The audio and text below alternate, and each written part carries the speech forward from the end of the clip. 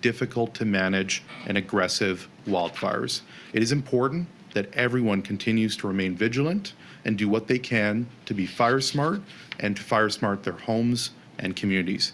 And if you haven't heard already, download the BC Wildfire Service app for the most accurate and up-to-date information on wildfires in the province. Right now on the app, you'll see that there are 13 active fires burning around the province. All of these fires are either being held or are under control, but noting that there are a couple of fires that have just come up this morning that are out of control at the moment. With that, I want people to know that we are prepared for this wildfire season. Our teams are ready to go in every corner of the province. This includes hiring and training wildland firefighters earlier, ensuring we continue to have world-class wildfire fighters working throughout the province on both prevention and the response side. With the exception of minor service contracts, the vast majority of BC Wildfire Service contracts have been completed. This includes contract firefighters and aviation teams as well. We've also continued to expand our use of night vision technology that will help our crews work overnight. We doubled this fleet in 2025, which led to 260 completed nighttime missions last season. Rest assured, we will be taking full advantage of this resource heading into the 2026 season.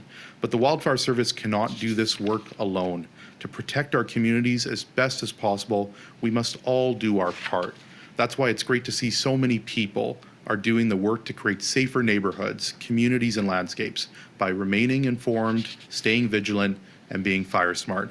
Because year-round preparation and mitigation are how we evolve here in British Columbia. We all know that the best wildfire is the one that never starts. The more we can do to prevent them is the best position to be in. In soccer, you want to have a strong defense. During wildfire season, you want to have a fire smart one. Although it's been a quiet start to the season here in British Columbia, it's not time to be complacent. Conditions can change quickly. This is why we hope for the best and prepare for the worst. With that, I'll turn it over to my colleague from the Sunshine Coast, Minister Randy Neal.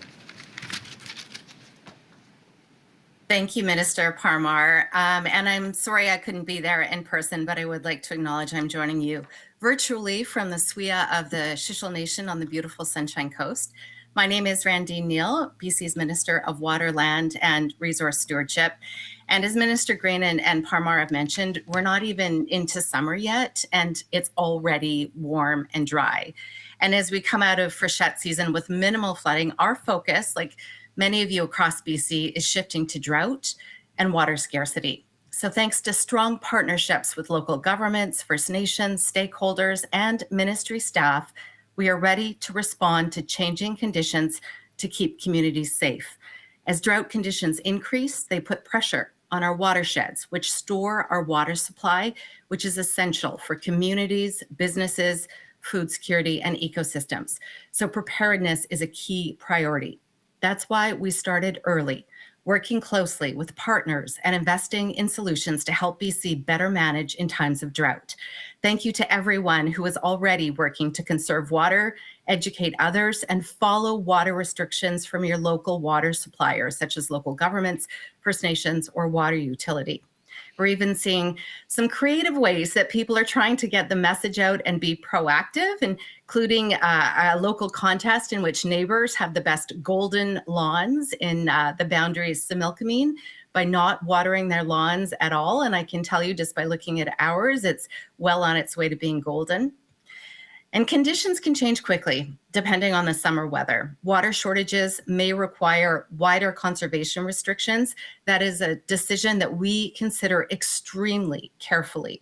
We also welcome many visitors to BC this summer, and we encourage everyone to be mindful of their water use. So simple, everyday actions make a difference to residents and visitors alike. Turning the tap off when it's not in use, between brushing your teeth, for example, keeping your showers short, even keeping a water jug in your fridge instead of running the tap before it comes cold. We've also made major investments in building drought resilience, including support for water infrastructure projects that help farmers and communities manage through the dry seasons. Every year, we update BC's drought and water scarcity operations plan to share how we prepare for and respond to drought and water scarcity. We also continue to improve our BC Drought Information Portal, which provides up-to-date information, and a new water scarcity level pilot system launched just this year to help communities respond more effectively. For more information and to join the newsletter for monthly updates, go to droughtportal.gov.bc.ca. So in closing, I want to thank all the emergency responders, water managers, and community leaders, and each and every one of you who work every day to keep people safe. Again, as Minister Green said, please stay safe this summer. Be mindful of those changing conditions. And I hope everyone gets a chance to get out and enjoy beautiful BC this summer. And now I'd like to turn it over to David Campbell from the River Forecast Center.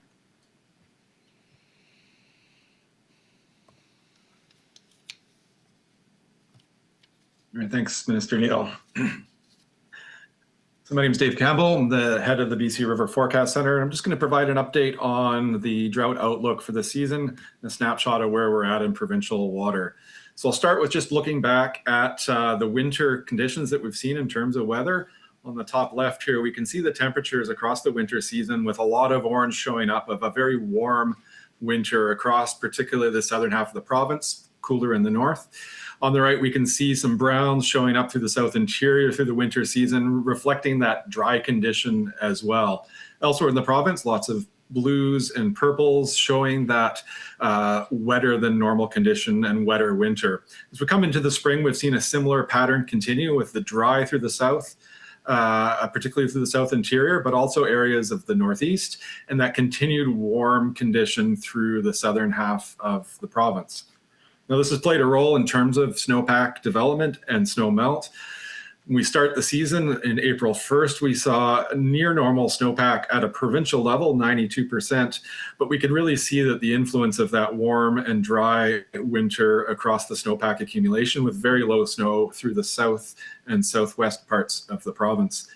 As we've moved through the spring, again, warm weather has really driven a very early snow melt. So the water stored within that snowpack in many areas has melted, moved out and through the landscape in a much earlier and near record conditions through many parts of the south interior. On the far right, we can see the June 1st, we've dropped down to 64% of normal with very limited snow now remaining through the southern interior and the southwest. And areas that show up in blue here really reflecting where we see still see snowpack in the higher elevations and mountain terrain in the north and in through the eastern parts of the province. Now, in terms of streamflow conditions, on the far left here, we can see a snapshot from real-time streamflow gauges across the province. And the red's highlighting conditions that are currently at below normal for this time of year, with many in that dark red and bright red colors reflecting quite extreme conditions near record in many locations, particularly, again, through those challenging areas in the south and southwest. We can see the same information on the right here, but spanned over the last couple of months and just really looking at the distribution or that spread across wetter or higher stream flow in the blue and below normal stream flow in the oranges and reds. And really seeing that vast majority of the rivers are in those below normal stages, and many of them, probably about a quarter through many areas of the West Coast, South Coast, and Thompson-Okanagan region that are in that near record or near record level for the time of year. So this is prompting fairly elevated drought levels as we come into the season. This is a snapshot from June 11th, our current drought levels across the province.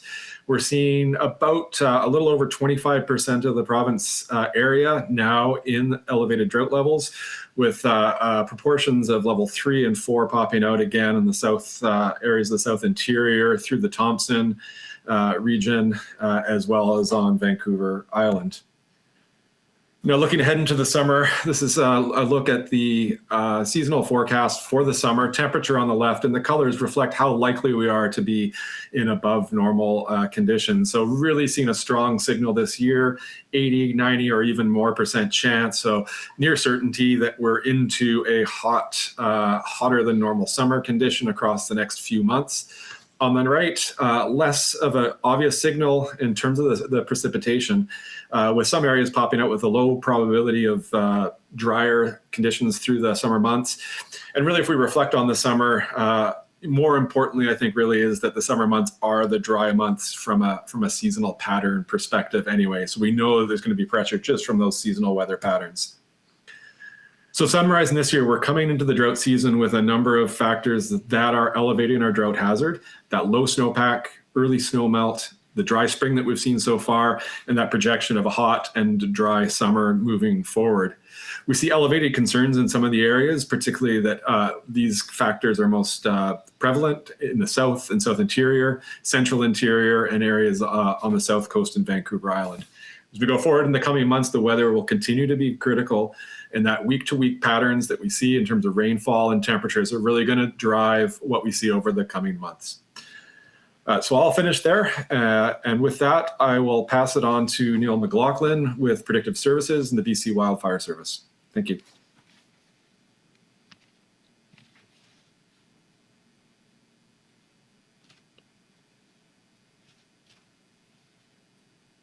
Thank you, David. Good day, and thanks for participants tuning into the latest wildfire outlook and what BC can expect for summer 2026.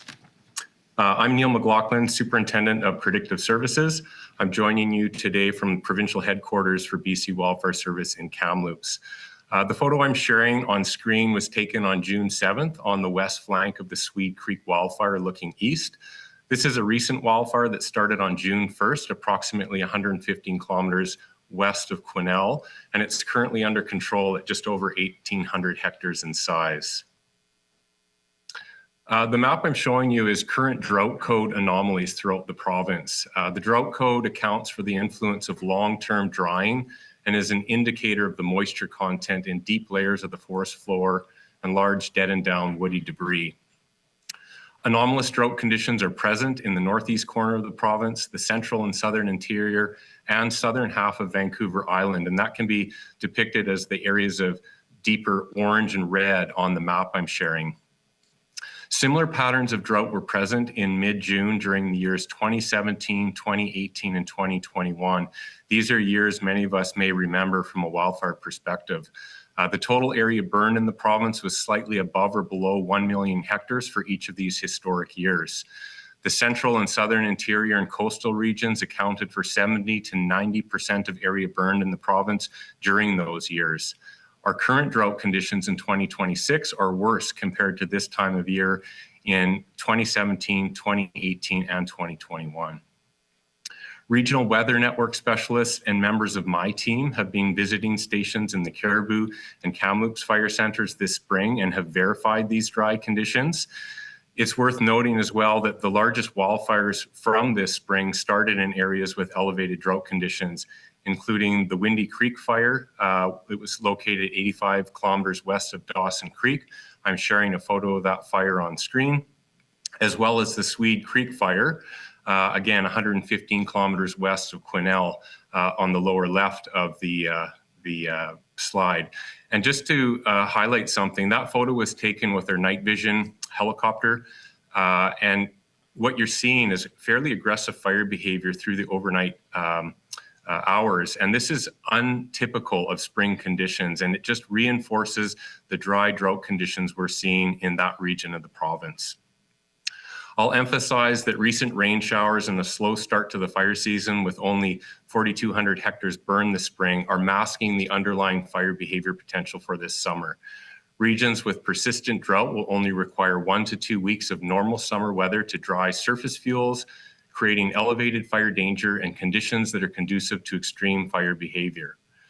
The amount of rain that's required to mitigate drought conditions is unlikely this summer, so it is prudent that we collectively prepare for the likely possibility of a busy summer wildfire season. On this graph, I'm showing weekly fire activity as a dark black line over historical percentiles from the past 20 years. We are entering a time of year where we can expect weekly fire load to increase due to lightning, and fuels in the province are increasingly receptive to holdover lightning ignitions, especially in drought-impacted regions of the province. We can expect an elevated peak in fire activity this summer, but the exact timing is difficult to predict. So this year shares a similar pattern of spring fire activity as those 3 historic years I mentioned earlier, 2017, 2018, 2021, which I've added to the graph. The years 2017 and 2021 saw fire activity peak in mid-July, whereas the year 2018 saw fire activity peak in both late June and mid-August. Mid-August peaks in fire activity can be much more impactful, starting twice as many fires as mid-July peaks. So BC Wildfire Service will be watching for signs of strong ridge breakdowns, dry cold fronts, and other weather patterns this summer that could bring widespread lightning and rapidly increase fire activity in drought-impacted regions. In summary, long-term precipitation deficits have created above-average drought conditions in the Chilcotin, Lower Thompson, Okanagan, Vancouver Island, and northeast regions of BC. Fire activity is expected to peak through July and August, resulting in vigorous and difficult to control wildfires throughout the central and southern interior and south coast. Thank you for tuning in to the Summer Outlook. Thank you. And I'm available, and my colleagues are available to take any questions you might have about our seasonal outlook. Thank you everyone for joining. We will take questions from the media now.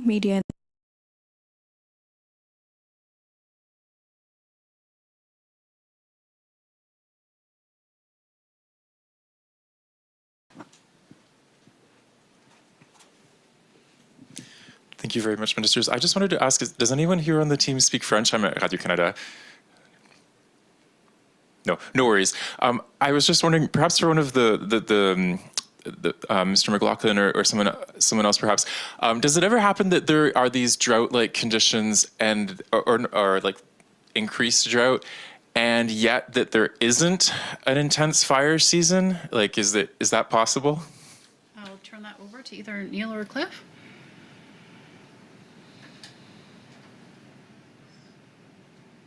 It's certainly possible that in years where we see conditions like this, that we may not see heightened fire activity. It's possible that we could get summer rain, but current guidance is suggesting that's less likely. And combating, even if we do get rain, we're seeing a really good signal for above normal temperatures this summer, which will exacerbate drying. But to your question, it is possible that we could get through the summer with less fire activity than what we're expecting. Again, it's prudent that we prepare for a busier fire season with the current conditions we're seeing, as well as fire behavior that we're seeing early this spring. I understand. Thank you very much. Hi, Lauren Collins with Black Press Media. We have quite a few tourists in the region this year for the wildfire season. How is communication going to be different for people who might not know where to go? We certainly are considering the impact of tourism, having many visitors in the region, visiting our beautiful province, all it has to offer. It is part of and integrated into our emergency response plans. And we work very closely with the tourism industry, the Ministry of Tourism, as well as local governments to ensure that any necessary messages get out to people and people are able to take the action that is necessary to keep themselves safe. We'll continue to liaise with local governments that are expecting a lot of tourism, like in Vancouver right now, as well as with the tourism industry. We are going to the phone line next. First is John Hernandez from CBC News. Please go ahead. Thank you so much. Just one for Mr. McLaughlin. Just you mentioned the conditions right now are kind of masking the sort of the dryness underneath. Can you just elaborate on that point, and maybe why have we seen maybe reduced or I guess atypical conditions despite that drop? Turn that over to Neil. Yeah, thanks for your question. Why I mentioned that we're maybe masking our conditions is we've been very fortunate this spring. We've had more unsettled weather through the later half of May, bringing intermittent showers and in some places decent rain showers that have helped reduce our drought conditions in other parts of the province. Also cloudy weather, and that's subdued fire behavior. But underneath, that experience from the spring are these drought conditions that have been persisting, not just this year, but they persisted over previous years, and they're going to take much more rain to recover. And so in that kind of unsettled weather pattern, we're not seeing a lot of aggressive starts, and we're also outside of lightning season. While we have had a couple lightning start wildfires this spring, we're just turning the corner into lightning season. And so we're about to see a lot more fires originating from lightning sources going forward into the summer months. John, do you have a follow-up? And then just, yeah, you bet. Then just on that point, should, when we do see these lightning strikes happen, what does that do to this dryness that is beneath the soil there? The dryness conditions really have no correlation to lightning, but what I want to emphasize is the dry conditions in our forest fuels are present. And so what that means when we see lightning events is that it's very easy for fires to start. We often refer to those as lightning holdovers. And it's also very easy for those fires to quickly grow in size and challenge our firefighting crews. And so what we're watching for, what a key weather pattern to watch for, is a large-scale lightning event that's going to bring widespread lightning and start many fires in a short amount of time. That kind of a situation can quickly overwhelm our initial attack crews. However, forecasting lightning beyond the next 3 days is really tricky. And so in my presentation earlier, there's these different possibilities for when we could peak in the summer, and it's hard to know whether we're going to peak in the next 2 weeks or whether we'll peak later in August. And so we will continue to monitor that, and as we are looking at our weekly forecasts, be on the lookout for those weather patterns. Next, we have Brett Alvin from the Canadian Press. Please go ahead. Hi, thank you for taking my question. We're coming up on the 5-year mark of the fire that devastated Lytton. BC has had a number of really high risk and damaging kind of wildland interface fires over the last few years. And I'm just wondering, with this forecast that we've just received, has anything changed in terms of how the province and the fire service are approaching those kind of interface fires where communities are really pushing into these areas? I'll pass that along to my colleague, Minister Parmar. Thanks very much, Minister Green. No doubt we are just a couple of weeks away from the 5-year anniversary of what occurred in Lytton. And I know that over the course of the last 5 years, so many communities have been doing the critical work of fire smarting their communities. As was acknowledged in Neil's presentation, we know it's dry out there. We all know that we all have a role to play in supporting the efforts of our wildland firefighters. And so British Columbians playing a role in fire smarting their communities is critical, but I also want British Columbians to know that we're not just waiting for fires to start. The best fire is the one that doesn't begin, but also it's important to remember that the BC Wildfire Service, outside of wildfire seasons, are also doing controlled and prescribed burns as well. And we are prioritizing those on our Crown land areas that are adjacent to wildland urban interface areas. It's very important that we do this in a controlled manner, and I want to thank all of the communities that have been participating in this program over the course of the last number of months. Year over year, we continue to see an increase. That on top of additional funding that we are providing in the Fire Smart community through Budget 2026, $15 million, is going to continue to help communities do that. I would just add that it is critical, as we see the work that is occurring in British Columbia and throughout Canada, that we can't just focus on suppression. We have to focus on prevention. And we know that the forest sector plays a critical role in that. That's why in this past legislative session, we passed Bill 14, the Forest Statutes Amendment Act, which is going to play a critical role in ensuring that we can do more wildfire risk mitigation work in tandem with BC timber sales, commercial thinning, selective logging, partial harvesting, utilizing those types of silviculture methods to be able to not only help support our forest sector, but also to ensure that we can help fire smart our communities as well. Brenna, do you have a follow-up? Yeah, sure. Minister, you have highlighted a few things with the expansion of night vision and obviously the fire service transitioning to year-round service over the last couple of years. But would you mind just kind of giving us a little bit more information on how kind of the makeup and the size of the BC Wildfire Service has shifted, like what has really changed over the last couple of years to improve capacity to fight those high-risk interface fires? Yeah, you bet. I'll turn it over to my colleague, Cliff Chapman, in a moment to talk about it. But it has been a few years now since the government made the strategic decision to make the BC Wildfire Service a year-round operation. Once again, want to recognize that 2026 was another record-breaking year with British Columbians, over 2,400 of them putting their hands up, wanting to participate as wildland firefighters. Cliff and his team have done an outstanding job in every corner of this province, training folks up in boot camps. And I want them to know, those wildland firefighters to know how thankful we are for their generosity and taking time out of their busy schedules to be able to help fight fires on the front line. Technology and innovation is going to be a critical part of our success here in British Columbia and throughout Canada and how we fight fires. I know that there is a greater focus on a national wildfire service, a national prioritization of how we fight fires. I certainly welcome investments and participation from the federal government, but through the investments that we've made in aviation contracts, on new technology to help support our wildland firefighters, boots on the ground, what I touched on in my remarks with some of these aviation contracts in particular that help with night vision. I want British Columbians to know that the BC Wildfire Service is ready to go, but I welcome Cliff to provide some more details on some of the steps that we've taken in preparation for the 2026 wildfire season in particular. Thank you very much, Minister Parmar.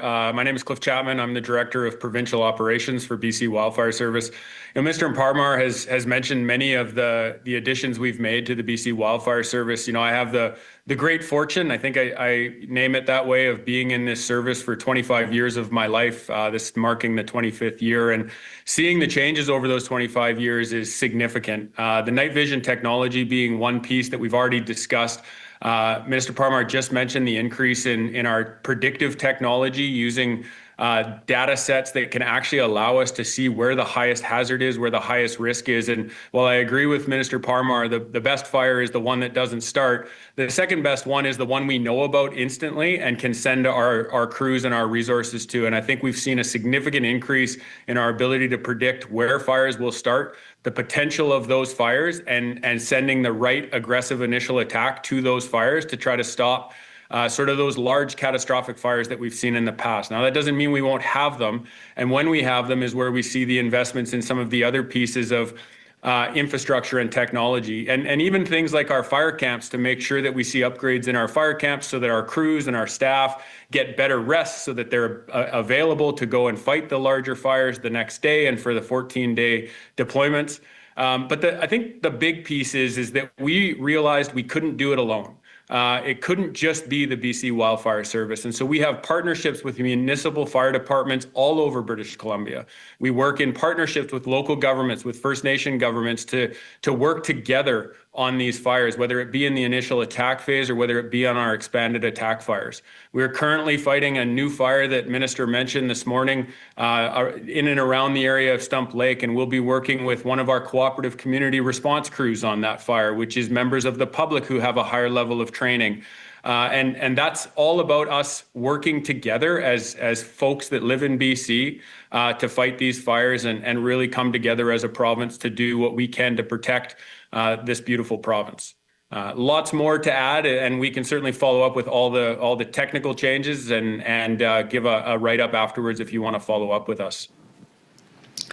That's all the questions we have today. Thank you everyone for joining. This concludes the Avail. Thank you.